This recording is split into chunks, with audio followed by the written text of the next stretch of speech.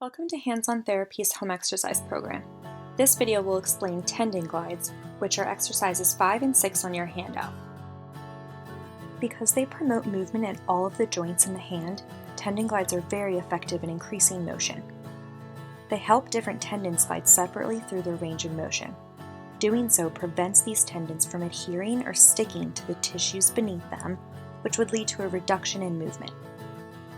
Tendon glides are used for a variety of conditions, and they're especially important for helping to alleviate stiffness in the wrist or hand. Tendon gliding consists of 5 different positions. The first is full digit extension. This position is important because it promotes extension or straightening of all of the joints in the hand. It also puts flexor muscles, which are muscles that help you bend your fingers, on a full stretch. This position is used for functional tasks, such as putting your hand in your pocket to retrieve something, putting on a glove, and tucking in your shirt. The second is a hook fist. This position is important because it stretches the tiny muscles in your hand that can only be stretched in this position. If your MP big knuckles were to bend down, you would be stretching completely different muscles. This position is used for functional tasks, such as carrying grocery or shopping bags, or when carrying buckets by their handle. The third position is intrinsic plus, and it's also referred to as duckbill or tabletop. This position is important because it puts all the ligaments at full length to prevent shortening. It also works the lumbrical muscles, which are muscles that begin and end in your hand. This position is used when holding a plate of food or holding a piece of paper. The fourth is a flat fist. This position is important because it puts the FDS muscle, which is the muscle that bends or flexes your PIP middle joints, at full extension. This position is used for functional tasks, such as opening and closing your hand when waving by, and it's also used when carrying a notebook or clipboard. The fifth and last position is a composite fist. This position is important because it promotes flexion or bending of all of the joints in your fingers. It also encourages maximal FDP excursion, which is the muscle that flexes or bends your DIP end joints. This position is used for functional tasks, such as holding small pieces of jewelry or coins in your hand so that they don't slip out, and holding your toothbrush or eating utensils. Now that you know the purpose and importance of this exercise, let me show you how to do it. I am including all of the positions for the purpose of this video, but if your therapist instructed you to only perform certain ones, please skip the positions that don't apply to you. Composite or full digit extension is performed by extending or straightening all of your fingers as much as possible so that your hand is flat. Hold this position for 5 seconds. Next, we move into the hook fist. For this position, you bend the PIP middle and DIP end joints of all of your fingers while keeping your MP big knuckles up or straight. For this exercise, it's important to make sure that you keep your PIP middle joint back and in line with your MP big knuckle. Also, keep your thumb out to the side. Hold this position for 5 seconds. The third position is the duck or tabletop. Flex or bend at the MP large knuckles of all your fingers while keeping the PIP and DIP or middle and end joints straight. Bring in your thumb so that it's on the same plane as and parallel with your index finger. Hold this position for 5 seconds. We then move into the flat fist. Keep your thumb out to the side and bend or flex your MP large knuckles of all your fingers, and then bend the PIP middle joints as well. Keeping your DIP or end joints straight, reach down as far as possible with your fingertips. It's important that the tops of your nails remain visible.